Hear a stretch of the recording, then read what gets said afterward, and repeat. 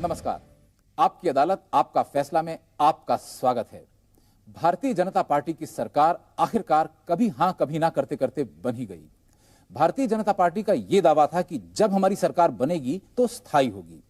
अब यह सरकार कब तक टिकेगी, कैसी चलेगी और पहले की सरकारों से कैसे अलग होगी, इस पर बहस करने के लिए आज आ रहे हैं भारतीय जनता पार्टी के श्री नरेंद्र मोदी। तो शुरू करते हैं आज का मुकदमा।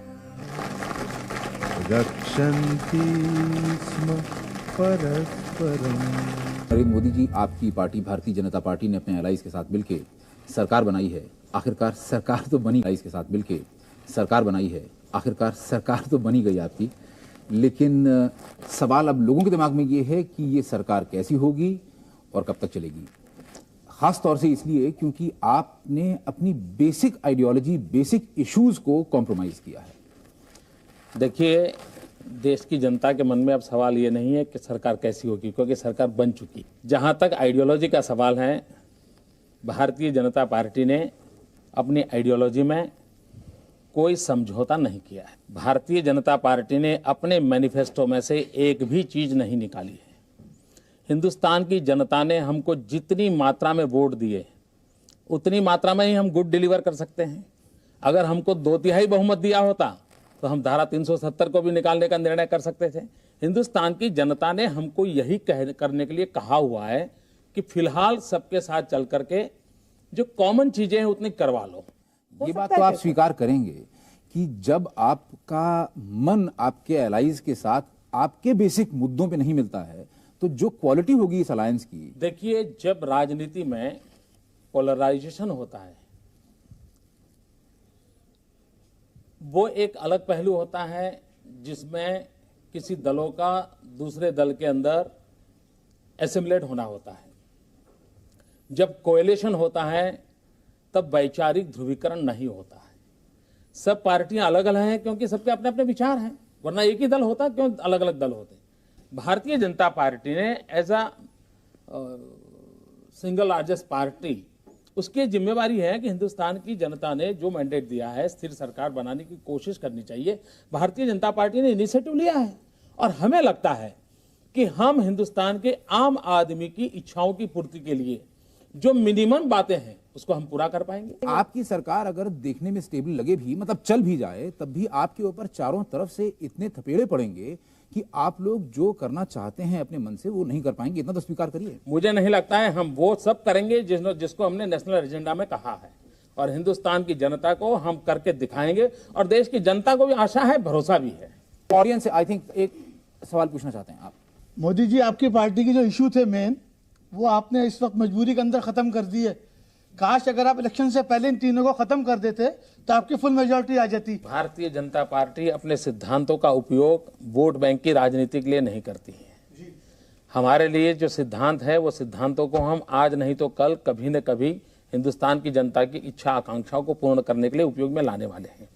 फिलहाल हमारे सामने जनता ने जो मैंडेट दिया है वो मैंडेट इस प्रकार का है कि हमको और लोगों को साथ लेना है। मोदी जी, आपने हरियाणा को संभाल रखा था, लेकिन इन चुनाव में आपकी पार्टी क्यों पिछड़ गई? सिर्फ एक ही सीट मिली।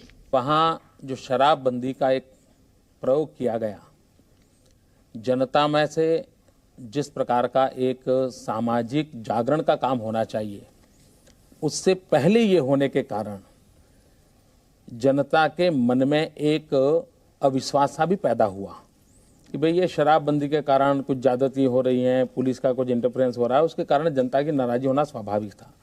तो एंटी एस्टैब्लिशमेंट फैक्टर था जिसके कारण भारतीय जनता पार्टी को नुकसान झेलना पड़ा है।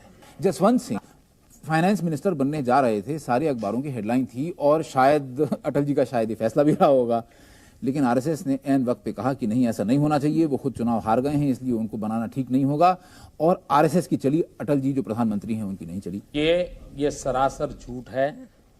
भारतीय जनता पार्टी के निर्णय भारतीय जनता पार्टी करती हैं। आज तक कभी भी आरएसएस ने किसी भी विषय में कभी भी दखल नहीं दी है, लेकिन कुछ लोगों को जब कुछ मिलता नहीं है तो इस प्रकार की बात करने के लिए कहीं न कहीं आरएसएस को लाना उनके लिए अनिवार्य हो जाता है। होता क्या है कि मीडिया में स्पेकुलेशन शुरू होते हैं, फलाना ये बनेगा, ढिकना ये बनेगा, फलाना ये बनेगा, हेडलाइन बना देते हैं। जब बनता नहीं है तो उनको लगता है यार हमारा अखबार तो झूठा निकला, अब अखबार को सच निकालने दे, क्या कहना, तो ये कह देंगे फलाने के कारण नहीं बना। वैसे मोदी जी, आप लोग ये झूठ क्यों बोलते हैं बीजेपी वाले कि आपके आरएसएस से कोई? हमने ऐसा नहीं कहा। हाँ, मैंने ये कहा कि आरएसएस कोई दखल नहीं देता है। लेकिन ये भी तो झूठ है। नहीं, ये सत्य है। और ये झूठ कहने का अधिकार आपको नहीं मिलता है इस प्रकार से। आप सबूत दीजिए। How are you going to say this? देखिए, आप ही के वीएचपी के एक लीडर ने, सीनियर लीडर ने ये खुद कहा कि गुरु गोलवलकर जी ने खुद अपने स्टेटमेंट में ये कहा था कि बीजेपी यानी कि तब जनसंघ भी उतनी ही करप्ट हो सकती है जितनी कांग्रेस पार्टी हो गई है। और फर्क कांग्रेस और बीजेपी के अंदर, मतलब उस वक्त जनसंघ के अंदर, ये है कि हालांकि कांग्रेस सिर्फ एक पार्टी है, जनसंघ के पीछे एक उसको साफ करने के लिए गंगा का प्रवाह है जिसका नाम है आरएसएस। देखिए, अब आपके अंदर कमी होगी, आपकी टांग खींचने के लिए, आपको साफ करने के लिए, आपको हटा देने के लिए भी आरएसएस। मैं स्वयं आरएसएस का व्यक्ति हूं जी। मैंने गुरुजी की हर चीज पढ़ी है जी। लेकिन न मैंने ऐसा कहीं पढ़ा है और न ही गुरुजी को जितना मैंने जाना है इस भाषा में वो बोलते थे। इसलिए कहीं से बनी बनाई, ये तो स्टेटमेंट है, ऑन टेप स्टेटमेंट है, अखबार का स्टेटमेंट नहीं है, नहीं, मेरे द्वारा किया हुआ इंटरव्यू है। और सीधी सीधी बात है कि राष्ट्रीय स्वयंसेवक संघ सिर्फ बीजेपी नहीं, आरएसएस पूरे हिंदुस्तान में मूल्यों की प्रस्थापना के लिए कोशिश करने वाला एक आंदोलन है, एक संगठन है। बीजेपी के अंदर भी मूल्यों की संस्थापना हर जगह पे, जीवन के हर क्षेत्र में, सिर्फ बीजेपी नहीं, तो आप जीवन के हर क्षेत्र में। तो आप स्वीकार क्यों नहीं करते कि अगर आप यानी बीजेपी के लोगों से गलती होगी तो आपकी टांग खींचने के लिए, आपको सीधा करने के लिए टांग खींचने वाली परिभाषा है वो अयोग्य है। उनकी पूरी जो कल्पना है वो पूरे समाज जीवन के अंदर एक चरित्र निर्माण का उनका प्रयास है और उस चरित्र निर्माण के प्रयास से समाज जीवन में अच्छाइयों को उभारने की उनकी कोशिश है और उस कोशिश का लाभ बीजेपी को भी मिलेगा। मोदी जी, आप आज सत्ता में हैं, हो सकता है कल ना हो। आज सत्ताधारी होने के नाते, सरकार में होने के नाते आप क्या शपथ लीजिएगा कि जनता के हित के लिए आप सबसे महत्वपूर्ण खुद क्या करेंगे? देखिए, हम सत्ता में न हो, कल भी न हो, ये सपने बहुत लोगों के हैं लेकिन पूरे नहीं हो रहे। जहां तक शपथ का सवाल है, मुझे लगता है कि हिंदुस्तान में राजनेताओं की और राजनीतिक दलों की क्रेडिबिलिटी ये दांव पे है। ये क्रेडिबिलिटी कैसे बने, विश्वसनीयता कैसे बने? दूसरा विषय है ट्रांसपेरेंसी, पारदर्शिता। अगर इन दो चीजों को भी कर लिया तो मुझे लगता है कि जनता के अंदर विश्वास बैठेगा और देश के लोकतंत्र के प्रति लोगों की आस्था और बढ़ेगी। आपके पार्टी वर्कर्स का ये कहना है कि आपके लोग, लीडर्स इतने अहंकारी हो गए, लीडर तो लीडर के लैडर यानी सीढ़ियां जो उन तक चढ़ने वाली हैं, उनके पीएस और एपीएस, वो भी इतने अहंकारी हो गए कि आप अपने वर्कर से ही कट गए और आपको राष्ट्रीय स्वयंसेवक संघ ने हरवाया है सबक सिखाने के लिए। न संघ का ये कोई कभी विचार हो सकता है, न कुछ हो सकता है। और दूसरी बात है, कार्यकर्ता, ये ठीक है कि हमारे लोग नए नए सरकार में आए हैं, वो अपने डिपार्टमेंट को ठीक करने में लगे हैं, उसको काम में लगे हुए हैं। हो सकता है कहीं पर ये कंप्लेन हो सकती है, मैं मिलना गया, मिलना नहीं, आपके सारे वर्कर जिससे बात करो कहते हैं हमको गुलाम समझते हैं, हमारे साथ ऐसा दुर्व्यवहार करते हैं, हम क्यों इनके? मैं भी वर्कर हूँ साहब, मैं तो गुलाम नहीं मानता हूँ। आप कहाँ? आप तो मैं वर्कर हूँ भैया। आप तो नेता हैं। मैं भी वर्कर हूँ। आप कह रहे हैं कि आपको आरएसएस ने नहीं हरवाया। आपके प्रधानमंत्री, आपके पार्टी के प्रेसिडेंट सुषमा स्वराज, ये सभी लोग बार बार ये कह रहे हैं कि बीजेपी को बीजेपी ने हरवाया, घर के चिराग ने घर में आग लगा दी। अटल जी ने ऐसा कहा है और आडवाणी जी ने ऐसा कहा, मैंने सुना नहीं है। सुषमा जी का जरूर मैंने सुना है। सुषमा जी ने दिल्ली के रेफरेंस में ये कहा है। मैं भी इस बात को अलग ढंग से कहता हूं, मैं सुषमा जी के शब्दों को एंडोर्स नहीं करता हूं, लेकिन मैं जरूर मानता हूं कि दिल्ली में कांग्रेस ने हमको पराजित नहीं किया है। दिल्ली में हमारा सेल्फ आउट है। मतलब जैसे क्रिकेट में रहता है ना, कोई विकेट कैच आउट होता रहता है, कोई रन आउट होता है, कुछ बैट्समैन का खुद का बैट टच हो जाता है विकेट को, मतलब हिट विकेट हो गया। हाँ, तो हम लोग सेल्फ आउट है। दिल्ली के मामले में हम सेल्फ आउट है। तो सेल्फ आउट का मतलब वो बैट्समैन जिसको कि बल्ला चलाना नहीं आता, विकेट पे मार देता है। चलाना आता है, नहीं आता नहीं, जिस हालात में परिस्थिति पैदा हुई उसका ये परिणाम है। तो ये परिस्थिति, इसलिए कांग्रेस को कोई बहुत बड़ा गौरव करने की आवश्यकता नहीं। हाँ, लेकिन ये परिस्थिति क्यों हुई कि आप लोगों को आपकी ही पार्टी ने हरवा दिया? क्यों? हम इस दिशा में चिंतन कर रहे हैं और मुझे पूरा भरोसा है कि चिंतन तो आप कई दिन से कर रहे हैं, मतलब कुछ निकला कि नहीं निकला? निकलेगा और आप तक पहुंच जाएगा। नरेंद्र मोदी जी, आपका हिंदुत्व का नारा था जिससे कि आपकी लोकसभा में 2 सीट सन 84 में आई थी, वहां से बढ़ के आप लोग बढ़ते बढ़ते 1998 में सरकार बनाने के मुकाम तक पहुंच गए। अब आपका हिंदुत्व का नारा भी फेल कर गया। इस इलेक्शन में आपने फिर एक इलेक्शन गिमिक के तौर पे वंदे मातरम और सरस्वती वंदना की बात करी, लेकिन लोग समझ गए कि ये सिर्फ वोट लेने के लिए इलेक्शन टाइम पे एक सेंटिमेंटल इशू को उठाते हैं। हिंदुत्व ये भारतीय जनता पार्टी का कभी चुनावी नारा नहीं रहा है। हिंदुत्व ये हमारे लिए आर्टिकल ऑफ फेथ है।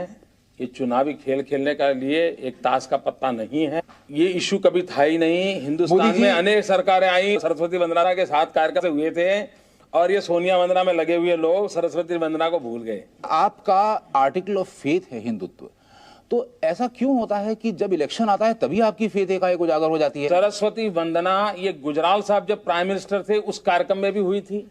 ये कोई डॉक्टर मुरली मनोहर जोशी के कार्यक्रम में नहीं हुई है। इसको इश्यू बनाया उन लोगों ने जो वोट बैंक की राजनीति करते हैं। इस प्रकार के इश्यू भड़काने से लाभ हो सकता है, तत्कालीन लाभ हो सकता है, इसलिए उछाला गया। हिंदुस्तान के कार्यक्रमों में सरस्वती वंदना कभी नई चीज नहीं थी। इस बार इसलिए उछली क्योंकि चुनाव था। नहीं, चुनाव में उछालने से वोट बैंक की राजनीति रिवाइव होती है। नहीं, आप लोगों ने पहले जिद करी कि सब को सरस्वती वंदना करनी होगी। मुसलमान नाराज हुए, आपके हाथ से निकल गए, पोलराइज हो गए, कांग्रेस के पास पहुंच गए। फिर आपने हाथ पीछे खींच लिया, कहा नहीं नहीं ऐसा हमने करने को नहीं कहा, तो जो हिंदुत्व वाले वोट थे वो भी आपके हाथ से निकल गए। ये आपकी थियरी है, आप गलत सीक्वेंस के आधार पर बात बता रहे हो। जी, तो सही सीक्वेंस बताइए ना। मैंने बता दिया जी कि ये कांग्रेस ने वहां उछाला मुद्दा और वोट बैंक की राजनीति करने के लिए उछाला है। भारतीय जनता पार्टी जिस सरकार में है उस सरकार ने कभी नहीं कहा है कि सरस्वती वंदना कंपलसरी करेंगे। It was a part of the programme जिसका विरोध किया गया प्रीवियसली। ये कितने हिपोक्रेट हैं देखिए। जिस समय गुजराल साहब की सरकार थी उस समय भी यही हुआ था, लेकिन उस समय नहीं उछला क्योंकि वो उनको तो अधिकार है बिन सांप्रदायिकता का। जनता के सामने समस्या है महंगाई की, उसके सामने समस्या है लॉ एंड ऑर्डर की। आप कह रहे हैं कि हम 2020 में तुमको एक ऐसा शासन देने वाले हैं जो कि इतना बढ़िया। वो 2020 की बात नहीं सोच रहा है, वो आज की बात सोच रहा है। हमने किसी को नहीं कहा हम 2020 में ये करेंगे और कहा ये करेंगे। हाँ, राजीव गांधी ने कहा था 21वीं सदी की बात। हाँ, हिंदुस्तान में उसके बाद किसी ने नहीं की। जनता का आज ये कहना है कि ठीक है, आपने हमको प्याज महंगा दिया, हमको प्याज महंगा पड़ा, लेकिन हमसे ज्यादा आपको प्याज महंगा पड़ा। हाँ, मैं मानता हूं कि महंगाई ये मुद्दा बना इस चुनाव में और उसके कारण भारतीय जनता पार्टी को नुकसान झेलना पड़ा है। लेकिन उसके पीछे जो कोई कारण है वो काफी चर्चा हो चुकी है, अखबार में हो चुकी है।